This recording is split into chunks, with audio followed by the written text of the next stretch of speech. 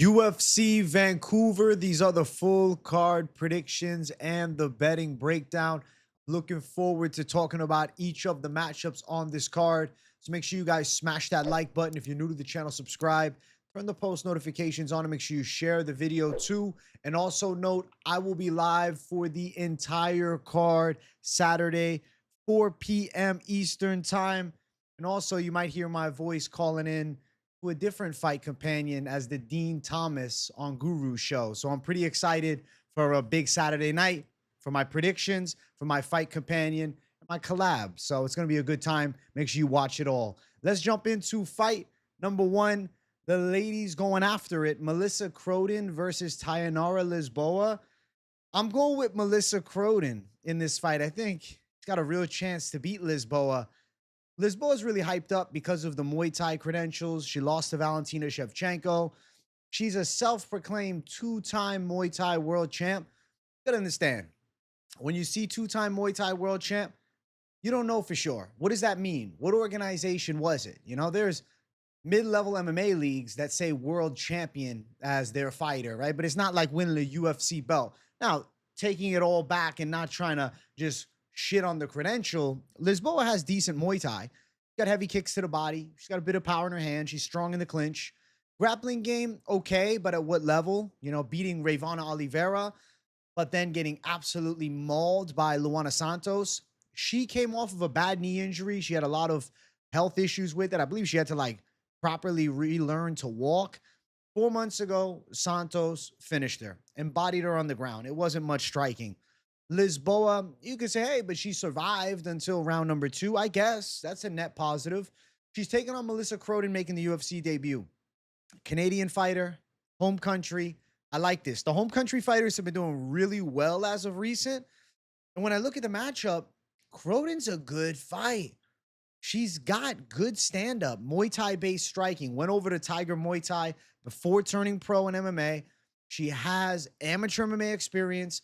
She gave Jacqueline Cavalcanti a decent 5-round fight, has 5-round cardio. She's a big girl, 5'9", 69.5-inch reach. She's taller and longer. She's also, I think, the girl with a little bit more hype on her side. I feel like there's a chance that she could be something as far as women's MMA goes. Now, of course, with Melissa Croden, you're dealing with somebody that hasn't fought in the top level of the game just yet.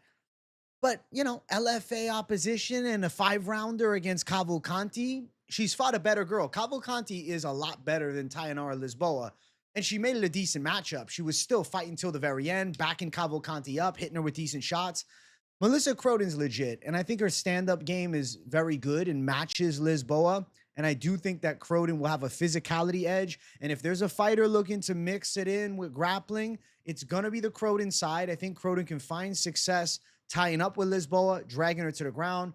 Croden has a strong Thai clinch. She could work some elbows and knees from there. Obviously, Lisboa with the Thai background, she'll put up a bit of a fight, but I think when it comes down to the physicality, the athleticism, and the fact that Lisboa had potentially, you know, career-ending injury that she's now coming back from, how can I go for Lisboa? I can't.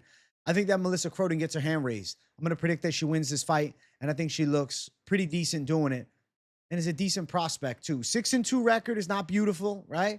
But a 5-rounder against Cavalcanti, 2 straight wins over in LFA in a matchup against a Lisboa, whose wins are Ravana Oliveira, who's trying to fight at strawweight now, and Jessica Rose Clark, who was beyond washed at the time. I think Croden's good to go in this spot. And I'm going to pick her to pull off the upset to start off the night. Now, Croden is a slight underdog, plus 105.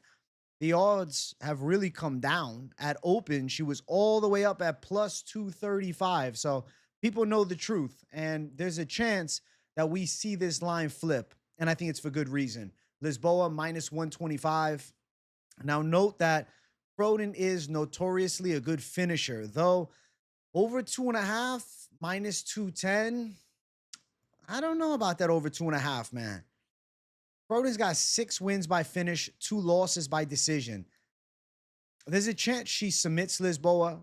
There could be a chance she puts her away with strikes, especially, you know, the Lisboa knee injury has me worried a bit. I think Croden's live for the stoppage here. So I will say, with women's MMA, a lot of the time that over 2.5 is lovely. And at minus 210, you might be feeling like you're getting a steal. But Croden's style is violence first. And I could see her melting Tainara Lisboa here. So definitely something to watch. And maybe, Croden inside distance. We'll see throughout the week. We'll look at the props, especially Thursday. We're Propaholics. We'll deep dive the props. But right now, we're going Croden, and I'm going with straight underdog savagery. Next fight. Azamat Bekoev versus Yusri Belgaroui. I like Azamat Bekoev here. I am not a big Yusri Belgaroui believer. He came in to contend this series 2 years ago against Marco Tulio with mass hype. This is the training partner, a former rival of Alex Pereira. He's a high-level kickboxer, and it was a dud of a fight. Tulio handled and dominated. He goes out, loses. Whatever. Tulio's pretty good. Comes back, wins by knockout in one of the most boring contender series fights ever. It was a later stage KO. It was a slow-paced fight. Too technical and, just striking from the outside. Belgaroui is definitely overly patient. And for contender series, it was the opposite of what the UFC was looking for. The only reason he's in the UFC is because he accepted the fight against Azamat Bekoev for August. Obviously, fight ended up not happening. Azamat Bekoev hasn't fought in a bit, 5 months since he fucked up Ryan Loder. Before that, Zach Reese, he destroyed. Listen, Bekoev's good. This is a good rebooking for him, too. I think Bekoev is ready to destroy. Bekoev was supposed to fight Terez Finney, then Yusri Belgaroui. It just didn't come together. Crazy the contrary, right? 5'6" Terez Finney to then, the 6'6" Yusri Belgaroui, or 6'5". Bekoev's grappling advantage is vast in this fight. I don't see Belgaroui keeping it on the feet and boxing him up. I think that Azamat Bekoev is going to slice through him. I get it. He's training with Pereira. He's at Teixeira MMA, but he just doesn't seem to have it. Bit of power in the hands and, decent knees and obviously the pro kickboxing experience. So his striking skills are sound technically. But I just have my doubts around how he deals with the Bekoev pressure wrestling him. Bekoev does have a decent stand-up game, but in a matchup here, I think it would be kind of dumb of Bekoev to say, hey, I want to sit out there and kickbox with a former high-level kickboxer. I don't think that's Bekoev's game plan. I think his plan is to drag Belgaroui to the ground and beat the hell out of him. And I think he probably does drag him to the ground and beat him up. It'll be interesting to see how Belgaroui fights off Bekoev from top position, purely because of his size factor, being 6'5". He's really tall for this division. But I think Azamat Bekoev's grappling is an ultimate difference maker here. And he's got way more MMA experience. Belgaroui spent years doing kickboxing, and obviously Pereira had the meteoric rise and has become one of the GOATs, but that's a once, that's an Alex Pereira only or an Israel Adesanya thing. I don't think Belgaroui has that type of talent. He doesn't have the same fast twitch abilities. He doesn't have the same power. I think that Bekoev is going to get him down and keep him there. And I think Bekoev could ride him out to a dominant decision, but chance of Bekoev smashing Belgaroui and maybe locking up an arm triangle. So I like Bekoev to get a stoppage here. I do think that he's going to be able to get a finish against Yusri Belgaroui. I feel like the grappling level difference is crazy here, and I think it's going to be exploited come Saturday night. Minus 255 for Bekoev. Belgaroui sitting at plus 215. I'm assuming it's a 1.5 for the over that's available now. Yeah, over 1.5 minus 185. I want to say Yusri can survive the onslaught. If you look at his MMA career, never been finished. Obviously, a ton of kickboxing fights, even beat Pereira at one time. But his striking just doesn't translate the same as Pereira's. It's a lot more slow paced. It's a lot more of that kickboxing technicality and patience from range. And I just don't like that in a matchup with a guy in Azamat Bekoev that's looking to buzzsaw through you from the start of the fight. I feel like Azamat's got some decent potential. Both of his UFC wins have been nothing short of spectacular. Destroying a Zach Reese in the way that he did stands out. And then going out and beating a Ryan Loder in the way that he did stands out. Ryan Loder's a good American wrestler, man. Ryan Loder just won the Ultimate Fighter, and it was easy for Bekoev in that matchup. I think Azamat Bekoev can get past the kickboxer. He just dealt with two guys that have pretty sound grappling games. Now he deals with a guy that's mostly striking only. I favor the side of Bekoev to handle. If he loses, I'm just imagining a world. I'm like, how does Belgaroui win, right? If I'm trying to solve the mystical puzzle of how would Belgaroui win. He's got to catch him with the knee entering range. He's going to have to really stop takedowns. And then if he's on his back, he's going to have to work up to his feet. I just don't see it. I think Belgaroui gets shown grappling levels here. And I think the MMA fighter and wrestler is going to beat the kickboxer. So Azamat Bekoev to get the stoppage is going to be my call here. Does he get the sub? I mean, look at that. Equal sub and KO results. I really think he's live for this arm triangle. I could see him smashing Belgaroui, taking his back, maybe a rear naked choke. Bekoev by submission stands out a bit. Though, you know, we've seen knockouts in the past too inside of the UFC. He does have a submission threat that he brings to the table. And I get it. You're worried. You're like, oh, but look at this split decision here. Oh, man, Fernando by decision. He dealt with a big Brazilian there in Fernando, too. I'm going with Bekoev. I think that he handles business. And I think he's coming into his own at 29 years of age with a lot of pro experience. His potential's higher, and he's going to win. Next fight, Stephanie Luciano versus Ravana Oliveira. I'm going with Stephanie Luciano. Ravana Oliveira hasn't fought in about 2 years. She made her UFC debut against Tainara Lisboa at 135. She's now cutting all the way down to 115 pounds, which is a better strategy for her. I think it's smart. You know, she was undersized. But, you know, you look at her fighting career, she was a women's flyweight, women's bantamweight. When's the last time she fought? Did she ever fight at 115? I think this is the first time she's ever cut to the weight class. She was sticking around flyweight, bantamweight. And she has some thick thighs, too. She has some thickness on her. It's not like she, you know, was skinny at all. Like, there's a lot of meat on the bone. So she's cutting a lot of that meat off. Stephanie Luciano is going to be so much faster. You know, it's the lighter woman's skill that I think comes through here. Luciano is slick from the outside. She's got very good movement. She picks her shots nicely. Luciano's got power in hands. She's got, I think, just substantially better stand-up. And I really think Ravana Oliveira is going to try and grapple here. We saw last time Talita Alencar get absolutely shut down after they had a draw in Contender Series. So Luciano's showing improvements. She's younger. She's active. Lost to Sam Hughes by a split decision last time. Listen, Sam Hughes is the prospect killer. I don't even know if Ravana Oliveira can make 115. She may miss weight. This fight might not happen. I don't know how she's going to look on the scale.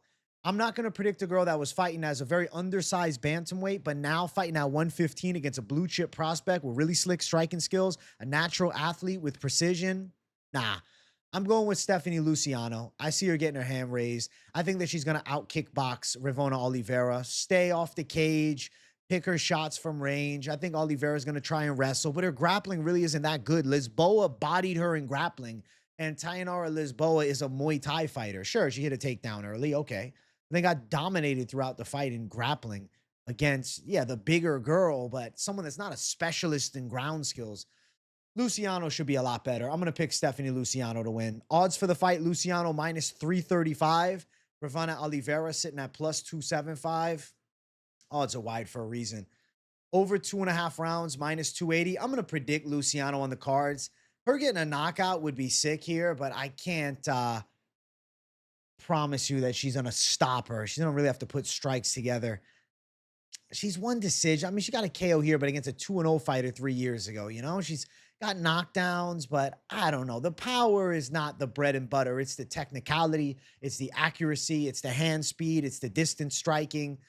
I think that Stephanie Luciano is able to pick apart Ravana Oliveira, stop her takedowns, and just show her levels here. I think the speed difference is really going to show itself. With Oliveira coming down from 135, I think it's going to be too much. Also note, Ravana Oliveira in 2024 was booked to fight against Miss Ireland herself in Shauna Bannon. That was at 125. So now she's decided to cut another 10 pounds. I think Luciano handles. So Stephanie Luciano for the W makes a lot of sense. Next fight on the card, Kyle Prepolec versus Drew Dober. I'm picking Drew Dober to win. Hey, listen, Kyle Prepolec, they call him kill shot. For a win here, you're going to need a fucking long shot. His skills are okay. He's a southpaw. His striking's awkward as shit. Kind of like herky-jerky with the stand-up game. He's all right, though. I mean, on the regional scene, he was getting wins, and he got a UFC chance of a lifetime, but come on, man. He's a Canadian journeyman living the dream. 0-3 in the UFC. Lost to guys way worse than Drew Dober. And and then got, 3 wins against mediocre opposition and journeymen. Kyle Prepolec, he's okay though. He's got a bit of power in his straight left. He's a guy that puts pressure on from the start.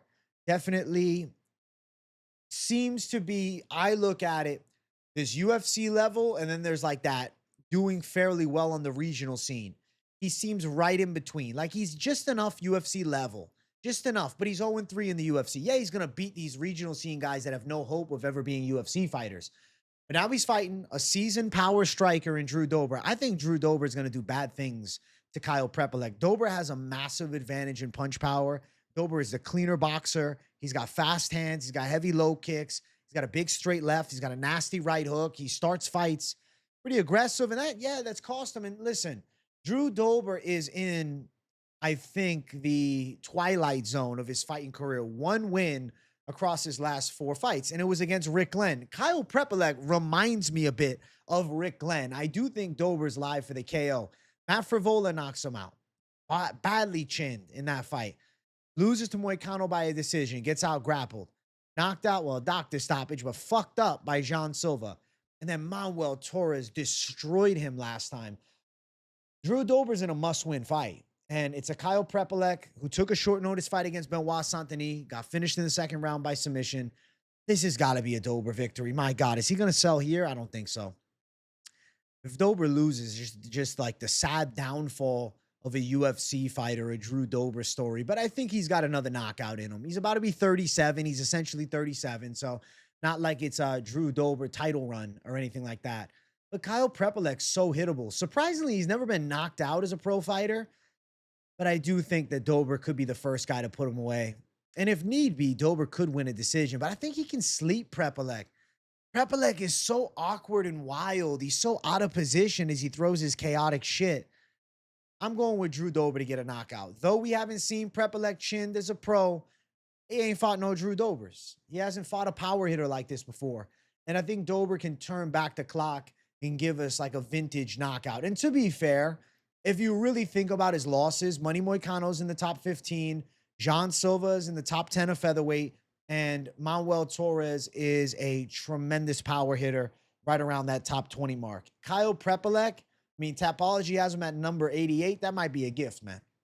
He might be the bottom of the barrel. 0-3 in the UFC, lost to lesser opposition. Come on, lost on the regional scene.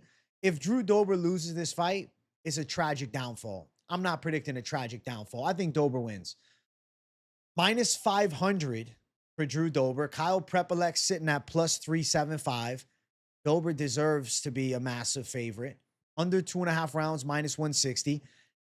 I anticipate the violence. I think it's going to be a violent fight. I think Dober's going to put pressure on Prepolec. I think Prepolec is going to slug some hard shots back at him. He's going to look to sit on punches and land a big shot over the top or catch him with a wild left hook. Prepolec gets crazy out there, but I just think Drew Dober can find the kill. His boxing is better. His hands are faster.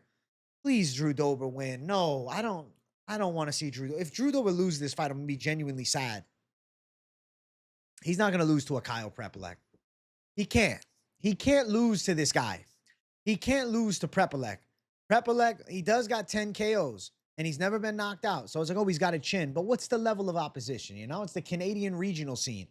I think Drew Dober can punch a hole through his face. And I'm going Drew Dober by knockout. Next fight on the card. Danny Barlow versus Djorden Santos. Oh, you guys remember I savage dog locked Sam Patterson against Danny Barlow and won with the big plus 270 tag. So I've doubted Barlow for a bit. But now he takes on Djorden Santos, who I actually picked Ozzy Diaz against him as an underdog last time.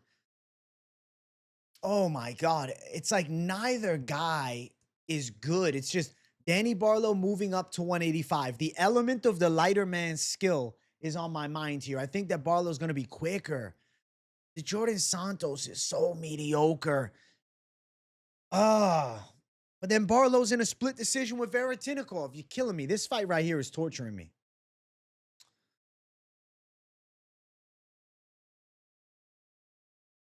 Oh my God. I'm going to go Danny Barlow, but I'm not excited at minus 275, right? The betting lines are terrible. Santos has American top team on his side, which is a positive. His Muay Thai is decent, but he's so sloppy. But so is Danny Barlow. Ah, Danny Barlow's got quick hands. Danny Barlow has power. At 170, maybe he was cutting too much weight. Maybe he moves up to 85, and this is the best thing that could have ever happened to him.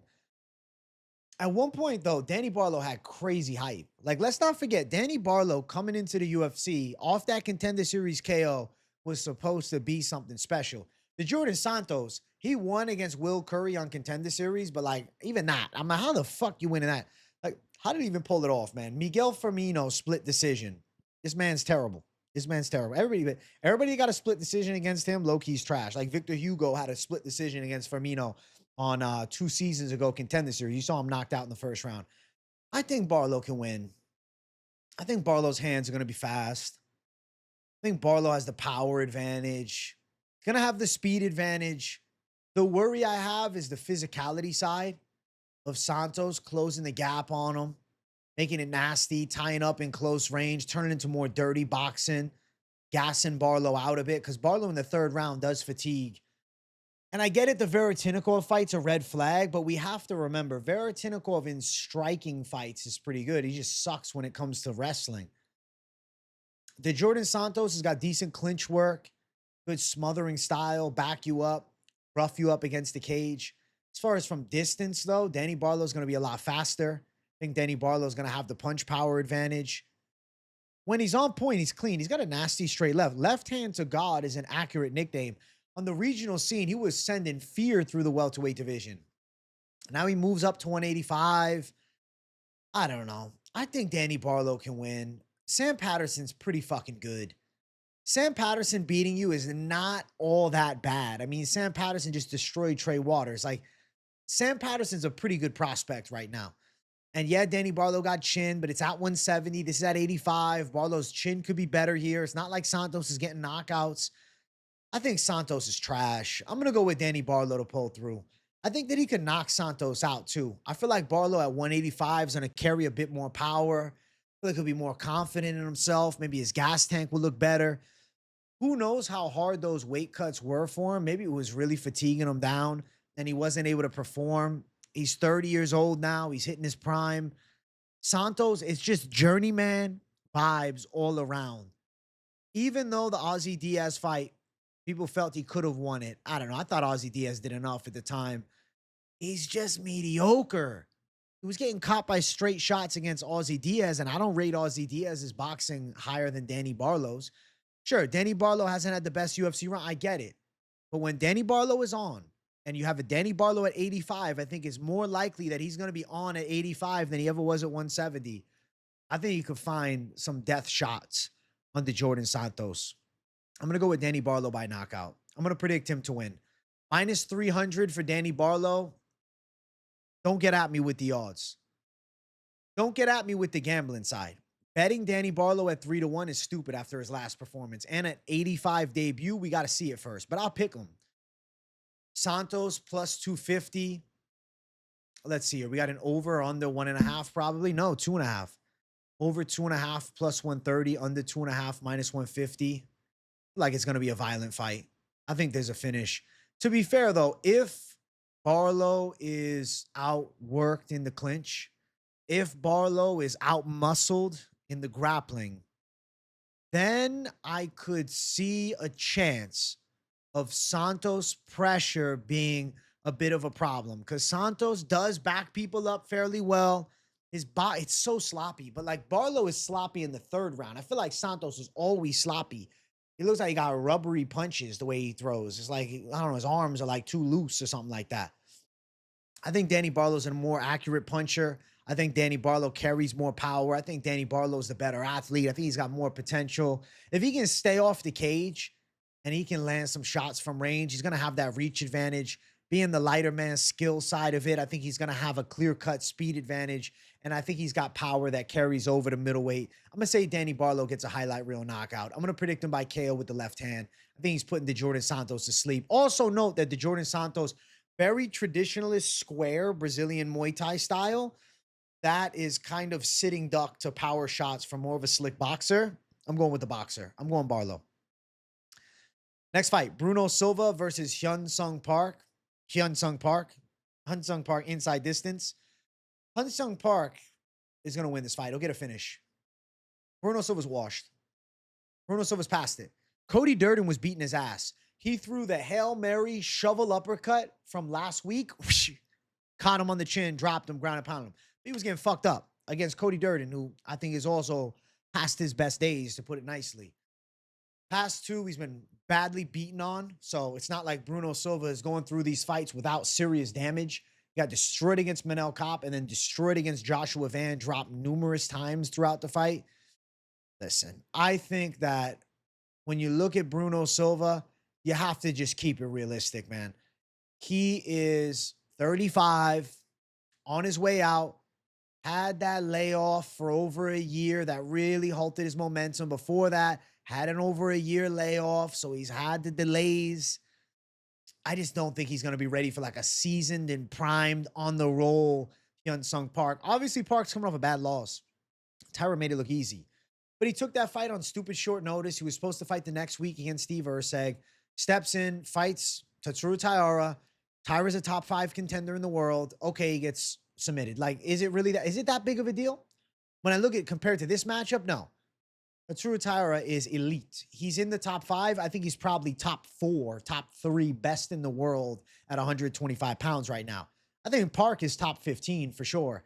And I think he can beat a Bruno Silva here. Park's got clean boxing.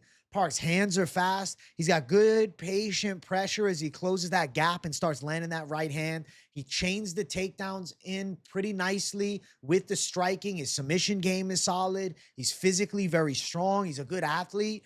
I think Park is going to beat Silva up. Silva is like showing the signs of slowing down. We're looking at a washed fighter. Karate-esque kickboxing style, but just really hittable down the center line. His low kicks are okay, but he gets caught a lot as he's attacking with kicks. Punches are okay. I guess he's still got some power, but like he's absorbing so much damage. Stance switches, but like what's he going to do? I think Park is going to rip him apart. I think Park is going to rock him on the feet, maybe take him down and strangle him. I think Park is about to destroy Bruno Silva. This is a very one-sided fight between a guy in Park who's on his way to the top 15 and is a legit contender to watch. Forget about what happened in the Tyra fight. Don't write him off for that. Recognize Tyra's that good. Bruno Silva gets absolutely bodied in this fight. Park, lock, all day.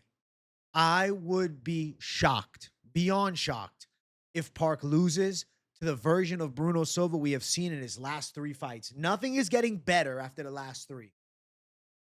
Bruno Silva's a plus 210 dog. He should be. Park minus 250. He should be minus 400. Park should be a 4-1 favorite here. Under 2.5 rounds, plus 146. Yes. I'm going to say Park finishes him. I think Bruno Silva's going to get rocked, beaten up on the ground. If you note something about Bruno Silva, his last 2 opponents that have fucked him up, Malott, Joshua Van. One thing about both of them is they are limited in offensive submissions. Park has the punch power to do damage to a Bruno Silva, but he also has wrestling. He also has the top control. He also has the submission threat. I still think Park is a really good prospect. I still think Park has a ton of upside, and I think that Park is going to absolutely destroy Bruno Silva here.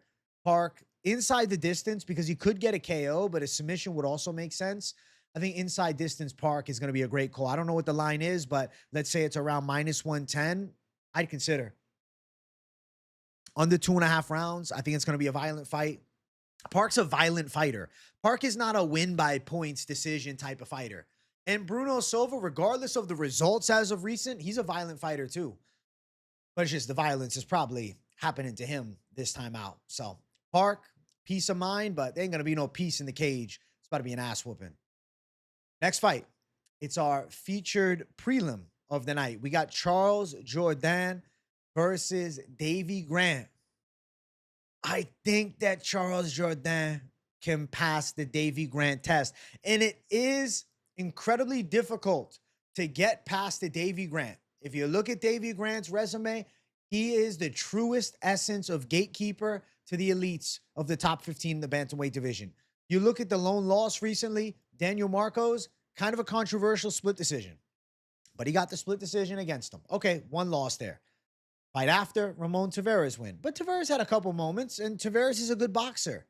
Damon Blackshear win. He got out grappled in round 1 and then just kickboxed up Damon Blackshear. But Damon Blackshear is limited, low fight IQ, and he has emotional meltdowns. You don't see it on his face, but you see it in his performance in his fights. A Sun Tzu comeback was sick. Lewis Smoke, a knockout was sick. Davey Grant at 39 is still in his prime somehow. It's weird. Some guys just, the candle burns slower. He's one of those guys.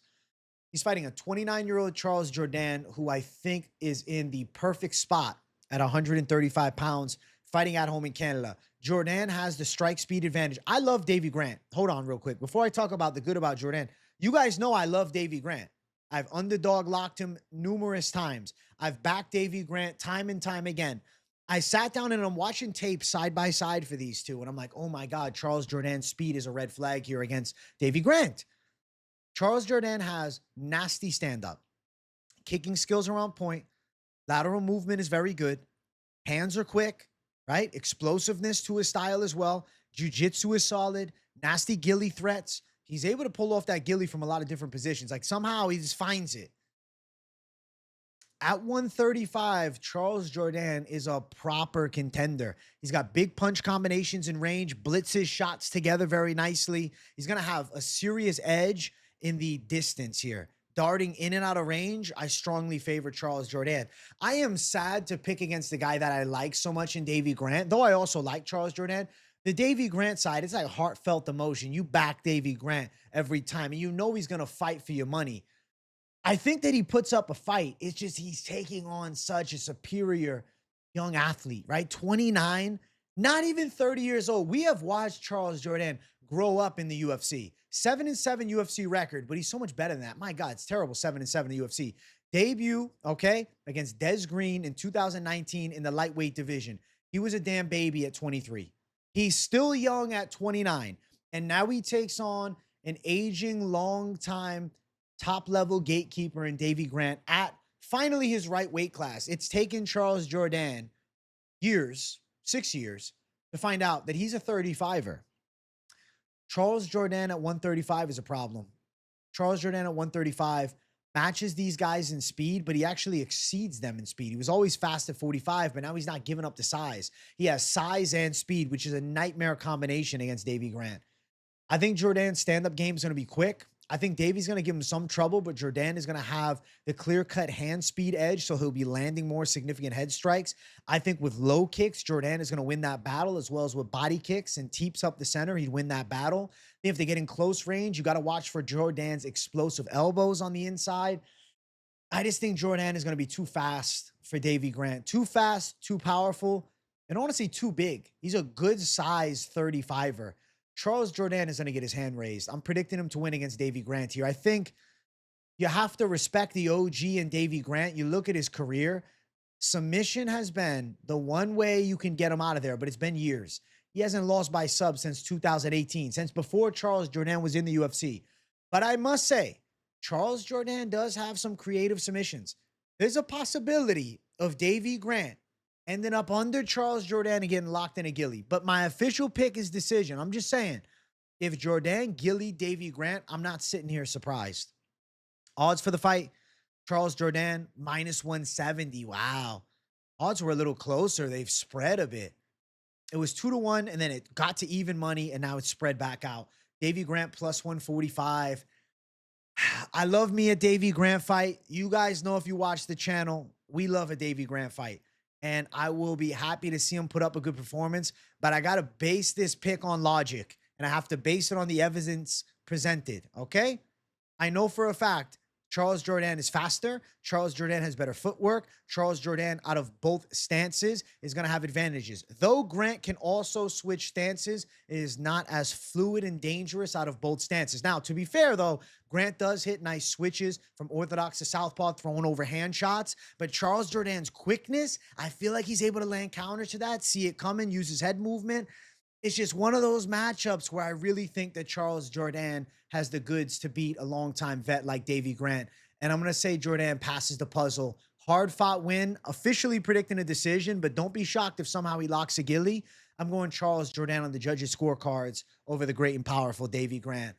Jourdain at 29, 10 years younger. hitting his stride, finally hitting a prime, finally in the right weight class. Come on, man. I got to go Charles Jourdain to pull it off. I'm going to pick him. Next fight, main card opener. We got Kyle Nelson versus Matt Frevola. Also, if you guys are watching and enjoying, make sure you hit that like button. If you're new, subscribe. Let's pop in this in. Let's break down this main card. Kyle Nelson is not my pick. He's going to lose at home in Canada. I don't like Kyle Nelson at 155 at all. At 155, he's always been trash. Like, he's just not good at 55. He's all right at 45. This weight last time got fucking destroyed by Steve Garcia. Put no effort out against Steve Garcia. Got mauled. Matt Frevola knocks him out. Matt Frevola knocks him out, man. Matt Frevola still got some fight left in him. Both these guys, 34 and 35, similar points of their career. But you look at Frevola, the aggressive style, the power in the overhand shots, the Superman punches he'll throw, the nasty body kicks.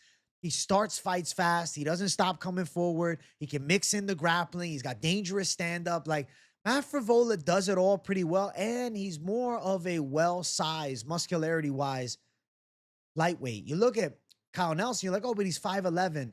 He doesn't have the same physically imposing tools, right? He doesn't have the power. I don't think he's going to have the physicality to drag down Frevola and grapple him up. I think Kyle Nelson, I hate to say it, but I feel like a lot of the time he's more of a point hitter. Throws decent kicks from the outside, stays moving laterally with that high-end tight guard, picks a little jab in a right hand from distance, flurries it up on the inside a little bit, doesn't take too many risks. If you start turning into a dogfight with him, you can catch him and put him out. We've seen Kyle Nelson knocked out before. I think that Matt Frevola is knocking Kyle Nelson out. I think he's going to start this fight fast, and I think he finds a way to finish. I really think that Frevola's power is an ultimate difference maker, as well as his aggressiveness, his physicality. I think he's going to be stronger if this fight takes place on the mat. At times, Frevola, it looks awkward with his stance and the way he squares up and even turtles down. Then he just loads up on bombs and they land. And he scrambles well in the grappling, tends to end up in top position quite a lot. He's lost 2 fights to the best France has to offer. Benoit Saint-Denis and Fares Ziam. Still went 3 rounds against Ziam as well. I think Matt Frevola can beat a Kyle Nelson coming up from 145, coming off of a terrible loss as well against Steve Garcia. Now, to be fair, Frevola's come off a bad knockout loss from a knee against Ziam. But I think, you know, more positives to take away. That Garcia fight for Nelson, he just got destroyed with ground and pound after, you know, attacking early. And I think Frevola can stop him. I'm going to go Matt Frevola, and I think he's live for a knockout. I see a violent fight. Odds for the fight between the two of them. Where's the steamroller? Where is Matt Frevola? Minus 120. The odds are close. Kyle Nelson plus 100. I like Frevola here. I think Frevola has the power to hurt Kyle Nelson. Nelson gets... he gets caught up right a bit. He's not as powerful. Maybe, I was going to say he's not as fast. I don't think he's as fast as Matt Frevola. Over 2.5 is plus money. I do anticipate a finish, but close money on the overs is not really a great call. Money line is even Stevens down the center. I'm going with the more proper lightweight here in Matt Frevola to get back on track. He had a meteoric rise. Pulling off that Drew Dober win 2.5 years ago was sensational. Then it's the tragic downfall. But I think he can get back on track in a fight against a Kyle Nelson. Nelson doesn't offer the power on the other side. He doesn't have that good of grappling. Nothing he does is that good. Matt Frevola should be able to win violently. I'm going to pick him. Next fight on the card, we have Cody Gibson versus Aoriqileng. I think Cody Gibson handles business here. Aoriqileng's coming off that bad loss to Rosas. He got dominated. You look at Cody Gibson, there's positive moments against Damon Blackshear, starting the fight fast, backing him up, taking him down. Cody Gibson is the miniature American version of Darren Till, but just with a wrestling base. Throws pretty good straight punches, very much in-your-face, aggressive style, looking to close the gap, drag you to the floor, kind of, you know, embrace the grind, but take the back, threaten with submissions. He can kickbox too, but really the wrestling game Cody Gibson likes to go to a lot, especially against the cage. Aoriqileng, his takedown defense is okay, but we've seen him taken down and controlled. His boxing is a bit limited. He has like a high, tight power guard, kind of flurries some hooks out there, but doesn't have near the amount of power that, like, the energy that he has, the way he looks, you would think he's a knockout artist, but at a high level, he's not really that powerful. Johnny Munoz took him down, won a decision there. No contest with Daniel Marcos. Raul Rosas fight, he got dominated. He was losing this Marcos fight. Aoriqileng is mid. This is a very winnable fight for Cody Gibson. Big size advantage for Gibson, 3 inches taller, 2-inch reach advantage. Is the older guy at 38. He says he's in his prime now. And honestly, I agree. I feel like Cody Gibson's one of those guys that has looked better with age. I feel like he's going to get in the face of Aoriqileng and make it a high-paced fight. I think Gibson can win the clinch battle. I think Gibson can win the strike battle in range, elbows on the inside, flurry and shots. From distance, I feel like Gibson could have some more success. Not that Aoriqileng couldn't catch him with some hooks and have some moments in close range boxing. Listen, you got a battle of journeymen here, but I think Cody Gibson's the guy who ends up in top position more often than not. And that alone is going to be a big element in which why I favor Cody Gibson to win as opposed to Aoriqileng here. So Cody Gibson, I say he gets it done. I think decision makes a lot of sense. Gibson's a -155 favorite. Aoriqileng +135. Nah, there's nothing on Aoriqileng, man. He's just not it. -180 for the over 2.5. I mean, Aoriqileng started out at flyweight, too. You guys got to remember, he lost to Jeff Molina in the flyweight division. Cody Djorden handled business against him. Then, like, he beats Cameron Else, decisions, Jay Perrin, beats Johnny Munoz. His wins are not even UFC caliber. He has no UFC wins. None of these guys are in the UFC anymore. These are all low-level guys. Any decent wrestler he's fought has fucking bodied him. Cody Gibson's better than that. And granted, you know, you can say same about Cody Gibson and Helliger, Kelleher. It's not like he's taking out the creme de la creme, but I feel like Cody Gibson can pass an Aoriqileng test here. And I'm going to predict that Cody Gibson gets it. Probably judges scorecards. I could see him pushing a pace and like looking to wrestle a bit, or looking a submission threat a bit. He'll definitely look to wrestle. Trust me. But, you know, he could end up threatening with subs. This Aoriqileng, he's hard to finish for the most part. I mean, he's been sub 3 times, but like, he didn't lose to Rosas by sub. In the UFC, he's done well. He's one of these Asian fighters that they got shitloads of fights prior to the UFC. Dude's 25-12. Yeah, I'm going to go Gibson to get the hand raised. I think he can win it. Long time, like, American journeyman Cody Gibson. He beats the, you know, long time Chinese journeyman Aoriqileng. I like the chances of him doing it here. Next fight on the card, the ladies going after it. Manon Fiorot versus Jasmine Jasudavicius. I'm going Jazzy. I'm going Jasmine Jasudavicius. I got a feeling Jasudavicius is going to hit these takedowns. We saw Valentina wrestle up Manon Fiorot, and I know you might be saying to yourself, but Valentina is the GOAT. She's the best ever. True. One of the best ever. True. She was taking down Manon Fiorot, but still, Valentina's bread and butter. Yeah, she showed it against Grasso, but she's not an amazing wrestler. She's a good wrestler. She finds ways, but she's been out-wrestled in fights. Jasudavicius is the definition of that in-your-face pressure wrestling. And how I look at it, Manon Fiorot had her big chance. She fought against Valentina Shevchenko 5 months ago for the world title, went 5 hard rounds, lost it. Where is the head at? Because she's not going to be fighting for the title without at least 3 wins. Jasudavicius right now is tearing through the women's flyweight division with 5 straight wins. She's a local Canadian fighter. The local fighters have been doing good. I think she can get Fiorot to the ground. Fiorot's striking from distance is sharp. She picks her shots well. Good lead leg side kick, good high kicks, good flurrying straights. But it's not like she has crazy power. And I can see Jasudavicius walking through her shots, getting to the body lock, getting to the double leg, getting to the cage, taking Fiorot down, putting on a wrestling pressure-based game. Something about Jasudavicius is like, I really feel like she's hit her stride now and looking better each fight. Made it look easy against Jessica Andrade last time, submitted her fast. I feel like Jasudavicius wrestling could be the ultimate difference maker. You guys can let me know in the comments if you think I'm reaching here. I've liked Fiorot in the past. Shit, I thought she was going to handle Valentina. I thought Valentina was raw. I was wrong. Now you're like, oh, but how you flipping it here? Because of what the performance told me. She can be outworked.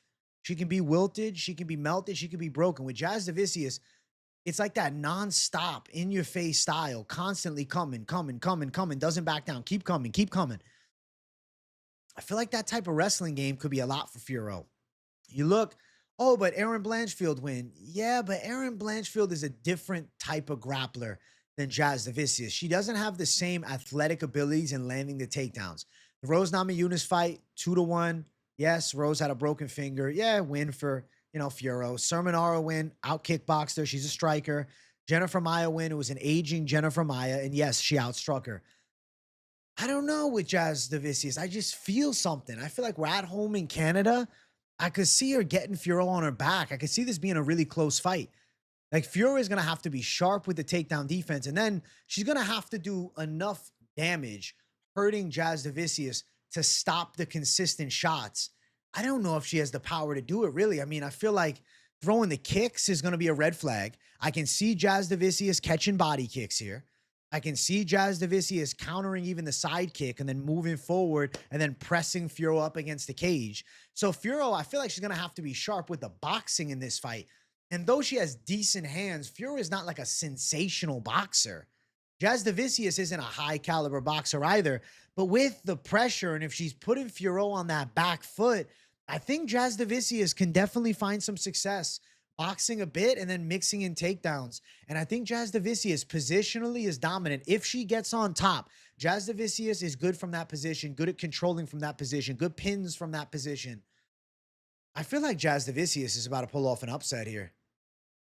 I'm going to go with Jazzy. I'm going to go with Jasmine Jasudavicius to shock Manon Fiorot. She's a decent-sized dog here, but I see it as a lot closer. Plus 210. But it's a Jasudavicius on a roll, right in momentum, versus a Fiorot coming off the loss, got busted up by Valentina, got out-wrestled by Valentina. I don't know if Fiorot, she's 35. Yeah, I mean, Jasudavicius is 36. I know she's 36, but she's a late bloomer. She got that Canadian stubbornness, the wood heads and shit. I'm going with Canada. Oh, Canada. I don't know the rest. My Sweden native. Listen, I think that if there's a Canadian on this card that shakes things up, it's going to be Jasmine Jasudavicius. At plus 210, I'm going to say Jazzy Girl shows off the wrestling and pulls off the shock factor. Fiorot minus 250. I got to go Jazzy. The odds should not be this wide. The odds should not be plus 210. This fight for me should be lined up more evenly. If we saw, plus 120 for Jasudavicius to minus 140, all right, that's sensible. But minus 250, you think Fiorot's going to just body her? She's going to 30-27? There's no issues. Fiorot's just going to pick her apart.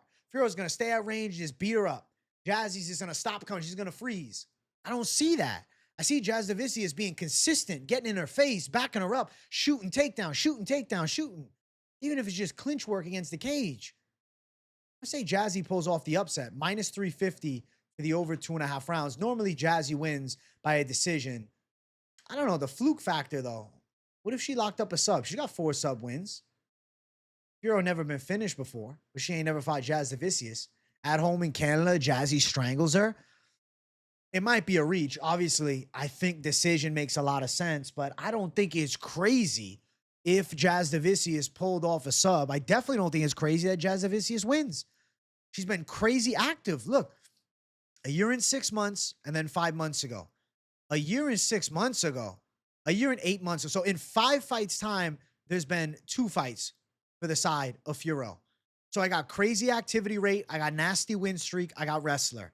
I got cardio. I got machine. I got home advantage. I'm going with Jasudavicius in Canada to pull off the upset. Next fight. Marlon Chito Vera versus Aiemann Zahabi. Featured fight of the night, too. I'm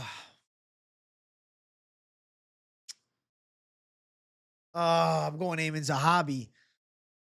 I think Aiemann Zahabi is going to beat him. The thing with Marlon Vera, which it's hard to pick him in 3-round fights. If this was a 5-round fight, I would consider picking Chito. But, he's such a slow starter. He tries to start faster. It just doesn't work. He hasn't fought in a year and 2 months. So I got a guy as historically a slow starter, has not fought for a substantial amount of time. Marlon Vera, is he come off the injury too? Yeah, he's coming off the injury back in June. Aiemann Zahabi coming off the Aldo win. He did get dropped bad in that fight against Aldo, but still got it on the cards, able to mix it up with Aldo and turned it into a dogfight against Jose Aldo. Aiemann Zahabi surging right now, boxing up Munoz, outstriking Basharat. Aoriqileng knockout was sick. Decision over Tercios shut him down and really, killed the Ultimate Fighter hype. I got an on-the-roll Aiemann Zahabi versus a 1-3 in his last 4 Marlon Vera. The only reason Marlon Vera really is considered a contender still is because of that win over O'Malley, which then led him into an undeserved title rematch. Okay, that was just to build O'Malley. That's some favoritism O'Malley got blessed with as champion, is a title defense against a guy who had, a 1-1 record in the last 2 and gotten dominated by Corey Sandhagen. Chito Vera's stand-up is good, but like I'm saying, it's 5-round fights where I like him. You give a Chito Vera 5 rounds with Aiemann Zahabi, I think he can take 3. Maybe he finds a 4th-round head kick. But 3-round fights, it's like Vera is almost guaranteed to give up the first round. And Aiemann Zahabi's sharp. His boxing is good. He strikes well from the outside. I feel like Vera sometimes gets stuck in the mud. I was trying to find positives from Vera and Figgy, but like I really couldn't. Like, okay, maybe in a 5-round fight, he would be able to win some rounds late against Figgy. Again, it's like 3-round fights is just not Marlon Vera territory. I don't like Vera in 3-round fights. In 5-round fights, if this is a main event at the Apex, we're in a different conversation. But in a 3-rounder, I gotta favor Zahabi with the tricky boxing. He's got a good jab. I think he's got faster hands. I think his hands are better. I think he's got better boxing combinations. Vera is good at having like one moment. That's kind of the issue, though, with Chito Vera. It's like it's always just one big moment. Okay, the Dominic Cruz knockout. He's losing. He's not doing much. Bam, he hits the head kick. Frankie Edgar, bam, he hits the knockout. Like, okay, Pedro Munoz's decision 2 years ago. But as of late, what has Chito Vera done? He's lost 2 straight fights, both of them by decision, both of them slow start, versus Aiemann Zahabi, who's on fire right now, coming off the win of a lifetime against Jose Aldo. Confidence is at an all-time high, 37, but a late prime. Some guys are just blooming late. It's how the game goes. Zahabi kind of has that Davey Grant thing, right? Just hitting his stride later in his fighting career. I feel like Aiemann Zahabi just does more. I think he can take 2 out of the 3 rounds and get a 29-28 decision. I feel like he's going to end up getting it on the judges' scorecards. Marlon Vera, round 3, might find a nasty front kick to the face and rock Zahabi. But is he going to knock him out? It's hard for me to say he's going to knock out Zahabi. I don't think so. So he's going to win the 3rd round. He's going to have 1 big moment or 2 big moments, but then lose the fight.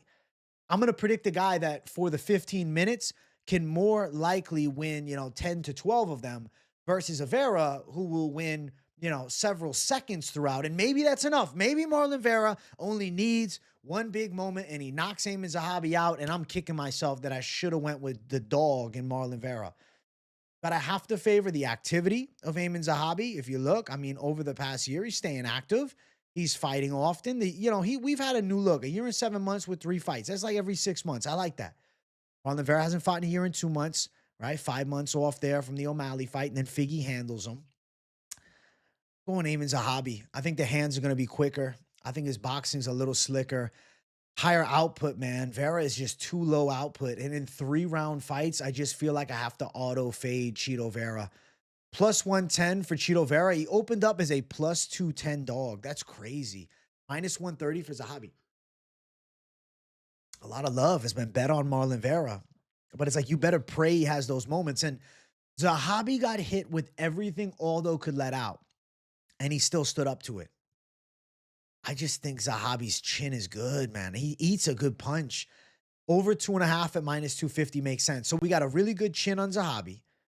We got a Vera that really only has moments in fights. Doesn't have sustainable success over the long term. How can I pick that? I can't. I'm going to pick Aiemann Zahabi to get it done on the judges' scorecards. Expect him to outland Marlon Vera. Expect him to have more significant strikes at the end. But there's a chance that Vera in round 3 has a couple moments. There's a chance that he lands some big shots and maybe even busts Zahabi up late. But just, it's too little too late. And in a 3-round fight, I'm going to go with the Zahabi side to beat the younger man, Marlon Vera, here in the feature fight of the night. Let's get to the co-main event. We got Kevin Holland versus Mike Malott. I'm going Kevin Holland. Enough of this shit. Enough of this shit. That D-Rod fight was just a weird instance. I am not going to look at the D-Rod fight and say that's all Kevin Holland can do, because that's a damn lie. Kevin Holland is better than when he fought against D-Rod. Kevin Holland is better than that in every element. I don't know what the fuck happened. D-Rod, the savage Mexican gangster, intimidated him, okay? Now, with the fucking accountant in Mike Malott, he's not going to have to deal with the physical intimidation side of it. Kevin Holland got boxed up. He got dropped by D-Rod. It doesn't make sense. Like D-Rod, I still, if they rebook, it's like, how? Like, how does D-Rod win? But it's like, oh, but D-Rod just is the kryptonite. Kevin Holland has nasty striking. He's got power in both hands. He's got clean hooks. He's got a nasty straight right. He's fast as fuck. His grappling is solid at 170. He's physically imposing, 81-inch reach. He's going to have an 8-inch reach advantage on Mike Malott. He's going to be busting Mike Malott up with the hands. Malott's going to be looking to close that gap and try to follow suit with D-Rod and throw some overhand shots. I don't see him landing them. Mike Malott probably going to try and grapple. I think Kevin Holland's grappling defense holds up. I think Holland could win this fight by sub. We saw when Mike Malott fought the tall, lanky Neo Magny, what happened? Got finished off late after handling business in the first two. The frame of Holland is a big problem for Mike Malott. I think Malott's going to struggle with that size. I think Holland's going to defend takedowns. I think Holland's going to force it into a striking fight. I think Malott's going to be slugging some hard shots, and I think you're going to see Kevin Holland's speed advantage come through. I think he's going to catch Mike Malott with something big. I can see him putting Mike Malott down. I feel like Kevin Holland's live for the club and sub in this one. I'm going Kevin Holland for the win.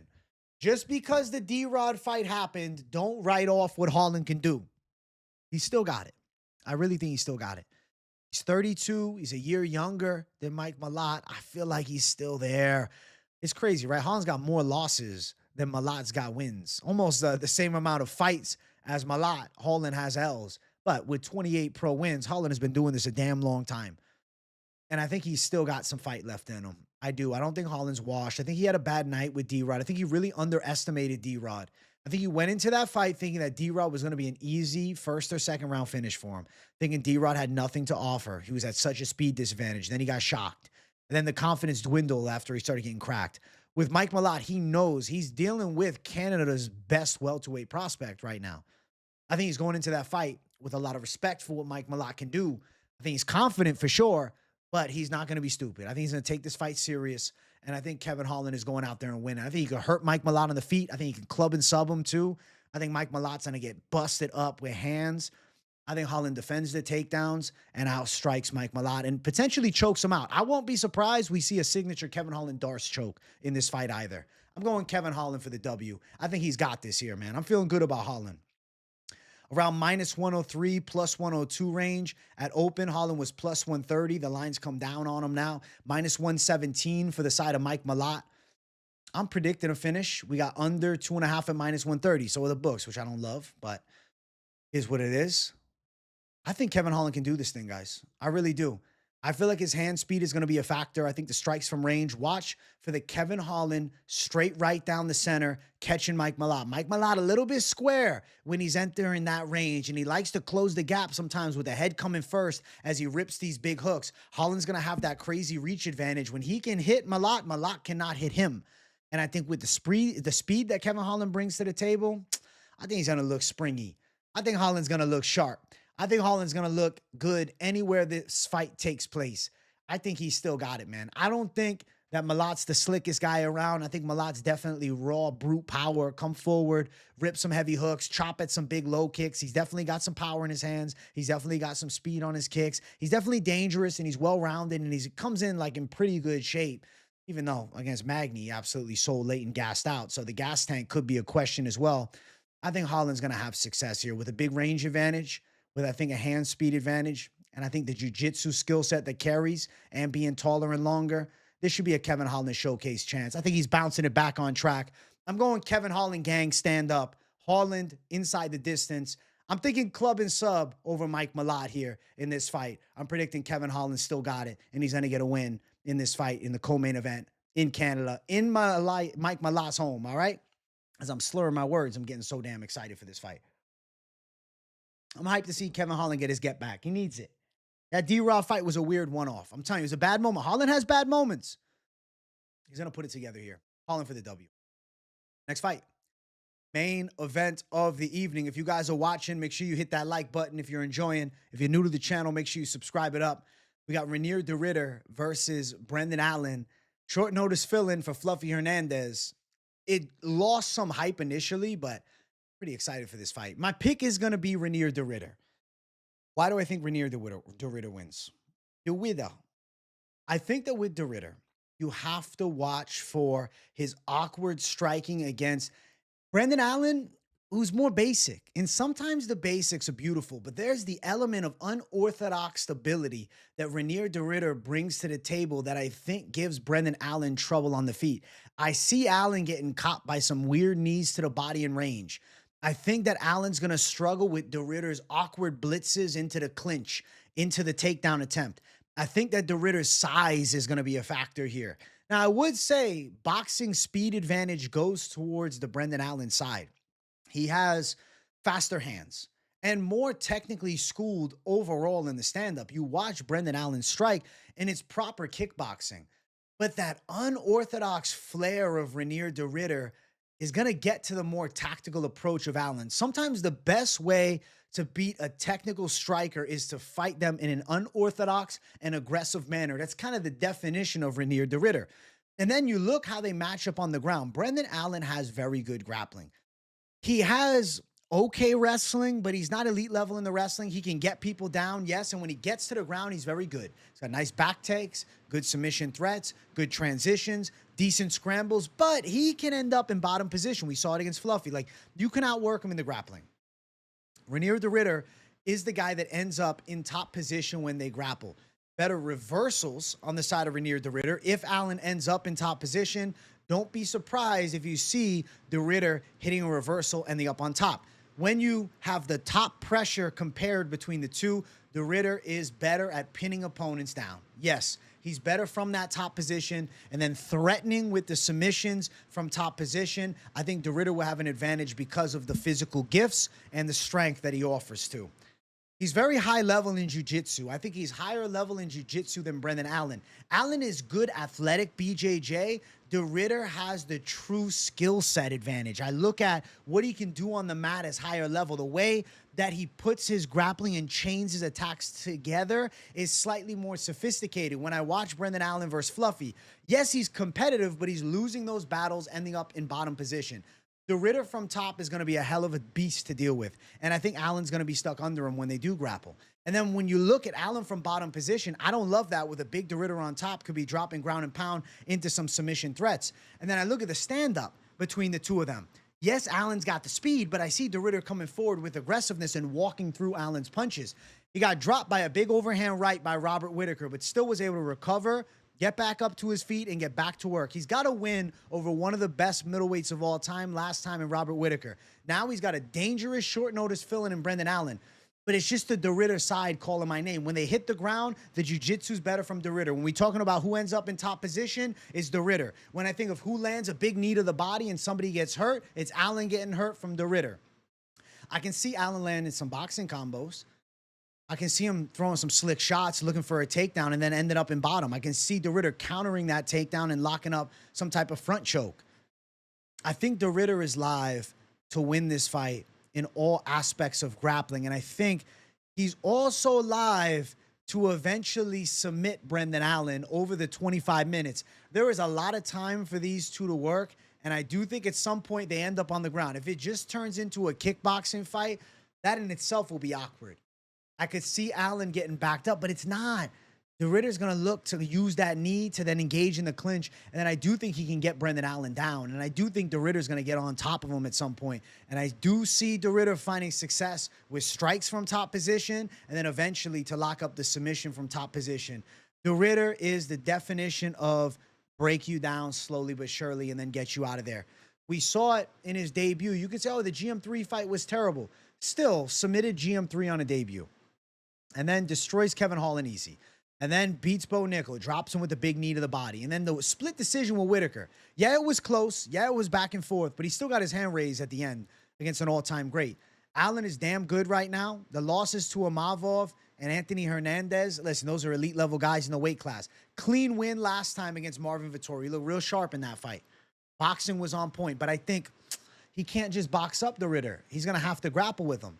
And though Brendan Allen normally has the grappling advantage, and he thrives when he has that grappling advantage for the most part, obviously with Amavov, had the advantage round one, then takedowns were getting stopped, then he ends up losing the decision, getting outstruck.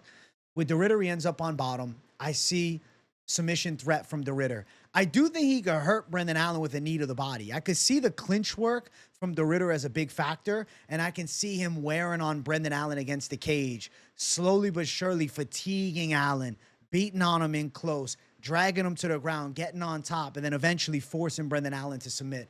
I'm going to say Renier the Ritter finishes him. I'm going to predict the Ritter pulls off the sub. If we go all 5, that in itself, I think, is a bit of a moral victory for Brendan Allen to survive against the surging the Ritter. But I don't see it. I think that the Ritter can pull off the finish here. I like the chances of that physicality coming through. I like the body knees. I like the close range work. I like the Ritter to find a way to get this fight done inside of the distance. I'm going with Renier the Ritter to pull it off here. He's a minus 190 favorite. I think he should be the favorite. I think he goes out and handles. And if they were to go 5 rounds, the Ritter is the guy that I see winning the 5-round fight. Brendan Allen plus 165. How's he going to beat him? If you're backing Allen, what's your argument? He's going to box him up. He's going to keep him into a striking range. He's going to knock him out. He's going to knock him out. He's not going to knock him out. He's going to submit him. No, he's not. He's going to win a decision. That'd be the only way. He can deal with this beast of the Ritter and win more time over the 5 rounds. I don't see it. The Ritter is relentless. Over 3.5 rounds is plus 115. Under 3.5 is minus 135. The Ritter is live for a finish by submission throughout. I see Allen's bar of stamina dwindling. Round 1, he's here. He gets bodied in round number 1, it's real trouble. 2 here, 3 here. By round 4, I think the Ritter's so live for a sub, but I'm kind of seeing 2nd or 3rd round. I think the Ritter can take his back and strangle him. I think we're going to see different levels of grappling. We got the Ritter caliber grappler and the Allen caliber grappler. We got a good top 15 fighter in Brendan Allen, and we got a guy surging towards contendership and is a former 1 championship 2-weight champ that demands some respect in the BJJ game on the side of the Ritter, showcasing those levels in this matchup. In the UFC Vancouver main event, I'm going the Ritter for the submission over Brendan Allen to close out the show. Those are the predictions for UFC Vancouver, and you can tell I'm pretty excited, actually. Leading up to it, I'm hype. Like, you asked me last week, I was like, I wish it was Hernandez. But now, less than a week out, I'm looking forward to seeing what Brendan Allen can do against the beast of a man in Renier de Ritter. The de Ritter side calls my name. I'm picking him, guys. Hit the like button if you haven't. If you're new, subscribe. I got daily content, videos, live streams, and more. Keep it locked in on the channel. Tune into the Fight Companion. I appreciate you guys for supporting. If you really enjoyed the picks, definitely share it with a friend, a family member as well. And if you got nothing to say in the comments, just a W, boost the algorithm for your boy. But if you do got something to say, I want to hear from you. Let me know in the comments. Specifically, what do you think about the main event prediction and the co-main event underdog call of Kevin Holland? I want to hear from the people. Any other dogs you think that I'm missing here? You guys sniping some savage dogs? You think I'm tripping on some? I want to hear from you guys in the comments. Love to the MMA experts community. You guys are savages. Thank you for always having my back. Big things coming, so keep it locked in. And I'll see you guys all week, all right? Talk to you soon. Good night. Peace out.